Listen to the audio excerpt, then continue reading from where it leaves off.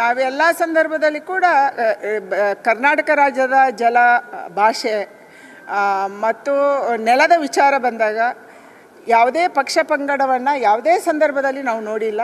ಕಾಂಗ್ರೆಸ್ನ ಸರ್ಕಾರ ಇದ್ದಿರ್ಬೋದು, ಕುಮಾರಸ್ವಾಮಿ ಮುಖ್ಯಮಂತ್ರಿ ಇದ್ದಿರ್ಬೋದು, ಅಥವಾ BJP ಯಡಿಯೂರಪ್ಪನವರು ಅಥವಾ ಬೊಮ್ಮಾಯಿ ಅಥವಾ ಯಾರೇ ಮುಖ್ಯಮಂತ್ರಿ ಇದ್ದಿರ್ಬೋದು, ಇಂಥ ಎಲ್ಲ ಸಂದರ್ಭದಲ್ಲಿ ಕೂಡ ನಾವು ಎಲ್ಲ ಪಕ್ಷದವರು ಒಟ್ಟಾಗಿ ರಾಜ್ಯದ ನೆಲ, ಜಲ, ಭಾಷೆ ಬಗ್ಗೆ ಹೋರಾಟ ಮಾಡಿದ್ವಿ, ಇನ್ನು ಮುಂದೆನೂ ಮಾಡ್ತೀವಿ.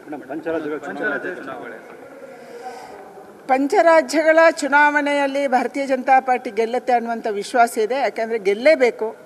ಮುಖ್ಯವಾಗಿ ಪಶ್ಚಿಮ ಬಂಗಾಳದ ಗೂಂಡಾ ರಾಜ್ಯವನ್ನು, ಪಶ್ಚಿಮ ಬಂಗಾಳಕ್ಕೆ ಬಾಂಗ್ಲಾದೇಶದಿಂದ ಬರುವಂಥ ವಲಸಿಗರನ್ನು ತಡಿಬೇಕು. ಅದರ ಜೊತೆಗೆ ಕೇರಳದಲ್ಲಿ ಇವತ್ತು ಇಷ್ಟೊಂದು ದೊಡ್ಡ ಪ್ರಮಾಣದಲ್ಲಿ ಬೇರೆ ಬೇರೆ ರೀತಿಯ ಜಿಹಾದ್ಗಳಾಗ್ತಾಯಿದೆ. ಅದು ಲವ್ ಜಿಹಾದ್ಗೆ ಮಾತ್ರ ನಾವು ಸೀಮಿತ ಅಂದ್ಕೊಂಡಿದ್ವಿ. ಲವ್ ಜಿಹಾದ್ ಜೊತೆಗೆ ಇವತ್ತು ಲ್ಯಾಂಡ್ ಜಿಹಾದ್ ಆಗ್ತಾಯಿದೆ.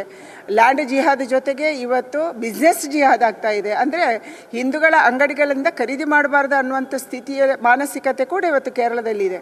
ಇದೆಲ್ಲದರಿಂದ ನಾವು ಬಚಾವಾಗಬೇಕಂದ್ರೆ ಅಲ್ಲಿ ಭಾರತೀಯ ಜನತಾ ಪಾರ್ಟಿ NDA ಗಟ್ಟಿಯಾಗಿ ನೆಲೆಯೂರಬೇಕು ಮತ್ತು ಹೋರಾಟ ಮಾಡುವಂಥ ಶಕ್ತಿಯನ್ನು ನಾವು ಗಳಿಸ್ಕೋಬೇಕು. ನಮಗೆ ವಿಶ್ವಾಸ ಇದೆ ವೆಸ್ಟ್ ಬೆಂಗಾಲಲ್ಲಿ ಮತ್ತು ತಮಿಳುನಾಡಲ್ಲಿ, ಅಸ್ಸಾಮಲ್ಲಿ ನಮ್ಮ ಸರ್ಕಾರ ಬಂದೇ ಬರುತ್ತೆ, ಪುದುಚೇರಿಯಲ್ಲಿ ನಮ್ಮ ಸರ್ಕಾರ NDA ಬಂದೇ ಬರುತ್ತೆ.